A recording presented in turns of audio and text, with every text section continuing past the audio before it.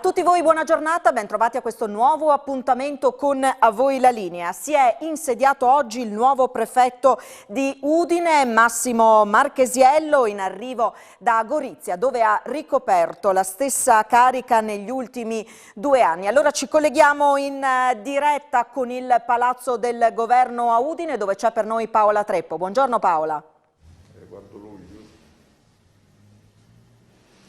Sì, buongiorno Alessandra, siamo con Sua Eccellenza il nuovo prefetto di Udine, Massimo Marchesiello, che si è insediato proprio oggi. Ha avuto anche modo di incontrare alcune delle autorità del capoluogo friulano, un volto già noto, come detto, perché è stato prefetto di Gorizia, conosce le stesse problematiche che riguardano in parte anche Udine. Buongiorno. Buongiorno a tutti e benvenuto a me intanto. No, è stata un'esperienza questa nel Friuli Venezia Giulia importante. Il Ministero ha ritenuto opportuno lasciarmi qui, ma io ci sto molto volentieri perché ho già imparato e ho conosciuto le caratteristiche dei regionali, quindi mi ci trovo molto bene. Sicuramente l'impegno di Udine è importante, cioè abbiamo 134 comuni, quindi una realtà molto più variegata, dalle Alpi al mare, quindi tutta un'altra situazione, ma le tematiche, quelle soprattutto sull'immigrazione e sull'integrazione, sono molto simili, quindi su questo diciamo che sono abbastanza collaudato. Stamattina ho conosciuto, ma già ho avuto modo di conoscere il sindaco Fontanini, il questore che già conoscevo, breve cerimonia, ma è stato anche un momento così di riconoscimento reciproco. Ecco, anche un incontro con il signor questore.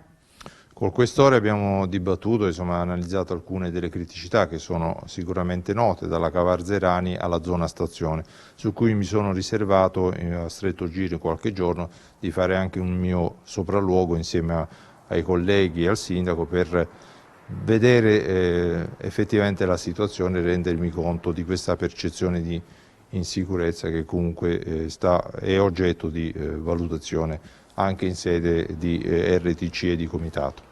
Ecco, quindi a breve un incontro per valutare quelle che sono le problematiche più importanti, tra virgolette, su questo fronte, nel capoluogo friulano, la ex caserma Cavarzerani, ma anche Borgo Stazione, che come abbiamo riferito nei nostri telegiornali dei giorni scorsi, insomma, è stata teatro non solamente di controlli, ma appunto dovuti a una serie di risse e di situazioni di spaccio.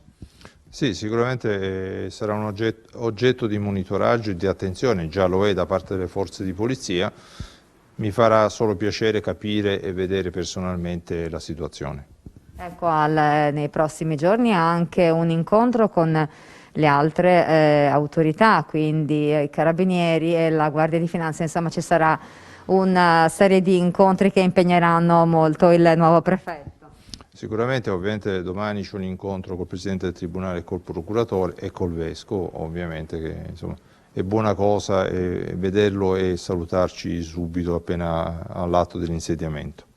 Allora ringraziamo Sua Eccellenza il nuovo prefetto di Udine, Massimo Marchesiello, gli diamo il benvenuto nel capoluogo friulano e qui dal Palazzo del Governo ti restituisco la linea. Grazie allora Paola Treppo, al nuovo prefetto di Udine, per questo intervento. Adesso veniamo al tema vaccini. Questa mattina il nostro Andrea Pierini ha intervistato il vicepresidente della regione Riccardo Riccardi. Si è parlato di vaccini, ma si è parlato anche della situazione denunciata dai sindacati per quanto riguarda le criticità del sistema sanitario regionale, in particolare lo stato del personale. Riccardi risponde ai sindacati e ribadisce come il problema non stia nella possibilità o disponibilità ad assumere, quanto piuttosto nella mancanza di laureati. Sentiamo. È una rivoluzione soprattutto dal punto di vista organizzativo, perché tenere in bocca un paio di minuti un batuffolo di cotone è una cosa diversa che fare un tampone con la sua invasività, con la sua organizzazione, con la prenotazione e soprattutto anche nei confronti delle persone vulnerabili, dei bambini. Quindi sicuramente è una rivoluzione alla quale noi abbiamo sempre creduto, ci abbiamo lavorato in silenzio da tempo, oggi le prestazioni confermano che c'è un'affidabilità molto importante, quindi noi utilizzeremo questa cosa, lo cominceremo a fare gradualmente, ma crediamo che sia il fronte di quel futuro del fai da te, che il cittadino a casa si prende il suo tampone, lo mette in bocca ed è in grado di farlo processare senza dover fare tutte le trafile che abbiamo visto nel corso di questi mesi. Parliamo di vaccini. Ieri il comandante generale Fanigliulo ha parlato all'aria che tira, ha detto chiaramente vaccinare presto, vaccinare anche chi passa là vicino e magari si avanzano dosi. È uno sblocco ulteriore, è un'ulteriore accelerazione? Io credo che l'approccio sia quello giusto, d'altronde Israele ci insegna da questo punto di vista. Poi il problema è, ritorniamo sempre alla disponibilità delle dosi. Questo è un collo di bottiglia che sembra aprirsi e quindi noi guardiamo con grande favore a questo. L'obiettivo dei 500.000 vaccini al giorno nel Paese significa più o meno 10.000 vaccini in questa regione e noi ci stiamo organizzando perché questo possa avvenire. Mi pare, insomma, i dati sono evidenti del grande lavoro che stiamo facendo, stiamo continuando a lavorare su questo e procederemo. I sindacati hanno lanciato un allarme su personale e disponibilità, probabilmente l'avrà letto, in particolare in certe strutture sanitarie, Udine e Palmanova, quelle del Friuli. Avete deciso di ridurre l'attività, programmata per poter usare il personale. La situazione è seria, del resto la zona rossa lo testimonia. Ma queste sono Io ringrazio il sindacato perché ha posto il problema in maniera molto serio e quindi quando il sindacato si pone in maniera seria diventa prezioso e quindi li voglio ringraziare prima di tutto per il modo con il quale hanno posto dei problemi che condividiamo, tanto è vero che già il giorno prima noi avevamo deciso di fare queste manovre e le manovre ormai riguardano una gestione unitaria del sistema ospedaliero perché abbiamo delle aree che sono più soggette a delle pressioni mentre altre sono più alleggerite. Si sta rivedendo sostanzialmente l'opposto di quello che è accaduto nella prima fase. È chiaro che c'è la necessità di ridurre fino a chiudere l'attività differibile per concentrarci su questo. È anche vero che continuiamo a dire che manca il personale, noi siamo perfettamente d'accordo, il problema è che non c'è una scarsa volontà delle aziende di assumere il personale, il problema è che il personale non lo troviamo. Questo è figlio di storie, di errori che secondo me negli anni, andando molto indietro, sono stati fatti e credo che si debba fare tesoro di questo. Quindi abbiamo ancora questo periodo che io considero il periodo più difficile perché le mutazioni e le varianti sono all'origine dell'andamento del contagio come lo registriamo ed è evidente che dobbiamo fronteggiare questa cosa con la fatica di un anno alle spalle. Però dobbiamo farcela e io sono convinto che anche in questa cosa noi ce la faremo. E adesso andiamo a Udine, una situazione bloccata da oltre 5 anni si avvia a soluzione, il parcheggio di via Baldasseria Media dove sono state tolte le transenne che impedivano l'accesso. Vediamo.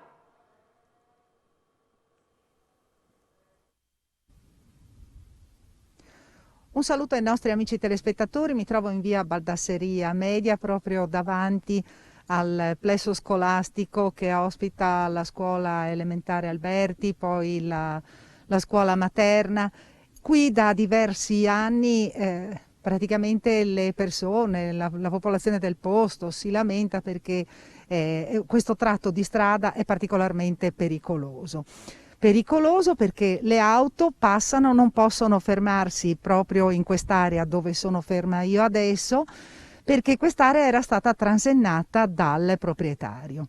Ebbene, il proprietario ha ceduto quest'area al comune di Udine, che ora provvederà a renderla nuovamente parcheggio e quindi fruibile dai bambini, cioè fruibile dai genitori che portano i bambini a scuola, ma anche dalla popolazione locale. Con noi il sindaco di Udine Loris Michelini che ci spiega qual è stato l'iter per giungere a questa soluzione.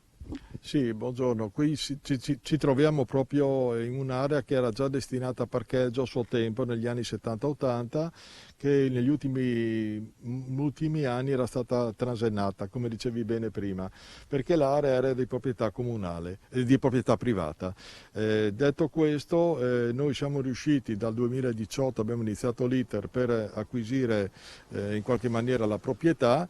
L'atto è stato firmato una settimana fa, le transenne sono state tolte come da accordi col proprietario e quindi quest'area a parcheggio può essere utilizzata adesso dai proprietari che sono a fianco, quindi dalle lottizzazioni che sono a fianco, ma soprattutto dai genitori che possono portare i figli a scuola. Chiaramente non c'è solo la scuola Alberti, c'è anche la scuola materna, era una cosa veramente che aveva dell'incredibile la chiusura di quest'area, che è determinante. Diciamo che facendo questo siamo riusciti a fare un altro passo avanti verso quelle che sono le tantissime aree problematiche nelle varie zone di Udine.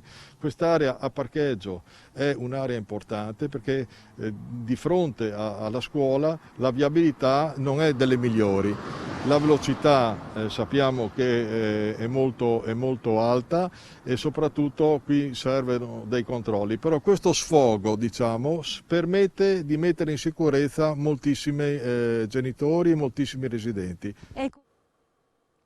Ci fermiamo per la pubblicità, tra poco di nuovo in diretta con A Voi la Linea.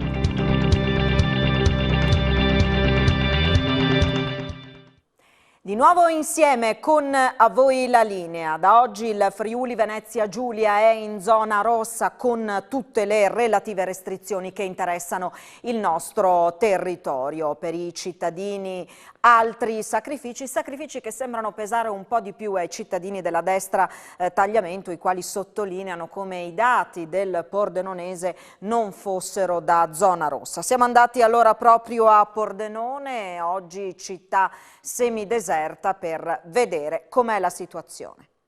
Primo giorno di zona rossa anche a Pordenone, 2 passi in città. Sì, si riesce a bere un caffè giusto camminando, nella solitudine perché non c'è quasi nessuno in giro, lavoro non ce n'è, possibilmente sarebbe anche facile lavorare perché io lavoro lì all'Hotel Moderno, ma purtroppo è proibito, non ci sono clienti, quindi siamo tutti in cassa integrazione e speriamo che il tempo migliori le cose, speriamo.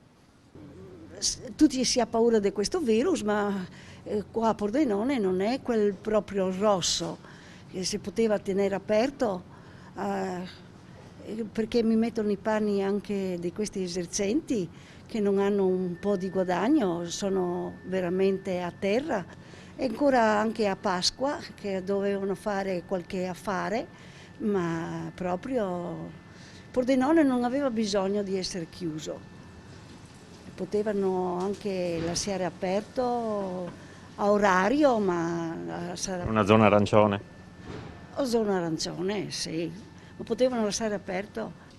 Una depressione, guardi, è una depressione, aperto, chiuso, non si sa se si può andare a trovare i parenti, non si può andare fuori regione, non si può andare fuori comune, qua non si capisce niente.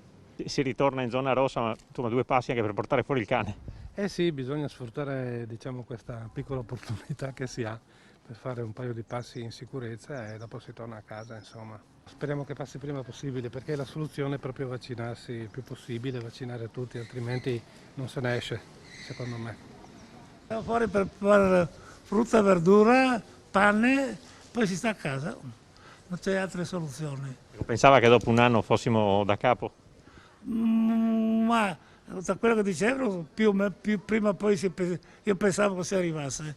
Dovrebbe essere l'ultima, secondo il mio punto di vista, ma finché a fine anno non saremo tranquilli. Il fatto che Pordenone comunque abbia numeri migliori del resto della regione, però sia comunque finito in zona rossa, lei cosa pensa? Io non sono un virologo, sono un ristoratore e devo accettare quello che dicono. Sì, noi pensiamo che sarebbe ingiusto, però se è così vuol dire che deve essere così. Ecco, da ristoratore allora in questo caso sacrificio doveroso o siete stufi? Quello è quello, tutte e due le cose. Prima di tutto dobbiamo pensare al dovere e dopodiché ci dispiace per non poter lavorare a incassare per quello che ci aspetta per vivere bene. Bisogna tenere duro ancora un po'. È una rossa necessaria, come è necessaria una riorganizzazione delle vaccinazioni, perché fino adesso diciamo che la nostra regione è andata abbastanza bene, però se non arrivano i vaccini, una volta che si riapre c'è sempre questo rischio. Lei aspetta il vaccino quindi? E io aspetto perché sono in una categoria che attenderà, penso, alla primavera inoltrata. Giusto 2 passi in centro?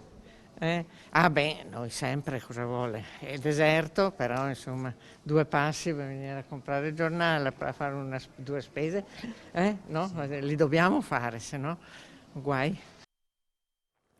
3 incendi di abitazioni causate dal surriscaldamento delle canne fumarie in sole 48 ore in Friuli Venezia Giulia, con abitazioni gravemente danneggiate. Il lockdown, comunque le misure restrittive, portano le persone a rimanere più in tempo in casa. I sistemi di riscaldamento vengono sollecitati. Siamo andati nella sala operativa dei Vigili del Fuoco del Comando di Udine per capire come evitare l'insorgere di problemi di questo tipo. Non si contano purtroppo gli incendi causati o concausati dal surriscaldamento delle canne fumarie, incendi che poi causano danni anche molto gravi, rendendo inagibili purtroppo spesso le intere abitazioni residenziali, e quando va peggio ci sono anche persone che rimangono intossicate. Come possiamo evitare che si sviluppino questi incendi? Allora, questi incendi, di cui purtroppo anche in queste ultime ore se ne sono verificati 2 di importanti nella nostra provincia, sono spesso legati, diciamo così, alle elevate temperature a cui le canne fumarie, quindi nella loro parte esterna, no? Quella più a contatto con la parte lignea dei tetti, no? Quindi le perlinature, le travi o anche la semplice manto della catramatura, diciamo così, superficiale esterna al di sotto del manto delle tegole, arrivano a delle temperature stimabili intorno ai 250 gradi o anche superiori. Ecco, a queste temperature si verifica un fenomeno conosciuto in prevenzione incendi, un fenomeno fisico che si chiama autoaccensione. Quindi il materiale, arrivando a quelle temperature, senza bisogno del classico fiammifero, della classica fiammella, va in autoaccensione e poi, ahimè, questo che inizia come tutti, come un principio di incendio, si sviluppa e si propaga a tutto il tetto, no? L'importante quindi è realizzare in prima battuta una canna fumaria a regola d'arte. Cosa significa? Regola d'arte significa seguire, no? Quindi da personale competente, e quindi utilizzare quelle canne fumarie che diciamo così vengono prodotte, è classica la marcatura CE, in cui vengono date indicazioni sul corretto utilizzo, sul corretto montaggio e la successiva manutenzione del tempo di queste canne fumarie. Ecco, seguire, diciamo così, le indicazioni, no, del costruttore su come posizionare, come manutentare nel tempo queste canne fumarie è di fondamentale importanza per evitare quel fenomeno, no, di surriscaldamenti superficiali all'esterno della canna fumaria, sulla superficie esterna, di cui parlavamo prima. È importante la manutenzione in generale da fare periodicamente affidandosi a personale qualificato. Esatto, oramai esistono molte ditte cosiddetti di fumisti, spazzacamino, cioè gente che per mestiere fa questo di pulire i camini, e c'è anche la possibilità con delle video ispezioni di controllare anche la qualità, no, dei camini, soprattutto su quelli più vecchi, costruiti nelle maniere tradizionali, no, con elementi refrattari. È importante farla proprio perché all'interno dei camini spesso si deposita, no, quella detta la fuliggine, i cosiddetti incombusti, che come dice il nome stesso, incombusti, non hanno ancora subito l'intera combustione, quindi potrebbe capitare che ogni tanto il camino va a fuoco, no? Spesso è un altro dei nostri tipici interventi in cui prende fuoco il camino, ma non necessariamente all'incendio dell'interno del camino corrisponde sempre, per fortuna, un incendio del tetto. Attenzione quindi, specialmente in questo periodo in cui saremo costretti a rimanere nelle nostre abitazioni e quindi il riscaldamento della casa sarà continuo con ogni probabilità, perché ci saranno delle persone sempre nella dimora, ad avere le massime accortezze per evitare che la casa possa incendiarsi. Allora ringraziamo l'ingegner Dodorico e ringraziamo anche gli operatori della sala operativa che ci hanno ospitato questa mattina. Grazie allora Paola Treppo ai Vigili del Fuoco per queste indicazioni. Adesso voltiamo pagina, parliamo della Fondazione De Claricini Dorpacher che festeggia 50 anni e questo peraltro accade quando si festeggiano anche i 700 anni della morte di Dante Alighieri. Allora andiamo insieme a scoprire come la Fondazione ha voluto ricordare entrambe le ricorrenze. Lo facciamo sentendo le parole del presidente della Fondazione, Oldino Cernoia. Oggi 15 marzo 2021 sarebbero i 50 anni dalla costituzione di questa fondazione nata nel 1971, esattamente il 15 marzo, a firma del Presidente della Repubblica che allora era Giuseppe Saragat. Festeggiamo questi 50 anni della fondazione che è nata per volere testamentario della contessa Giuditta De Claricini, che era la discendente di una nobile famiglia presente a Cividale del Friuli dal 1200.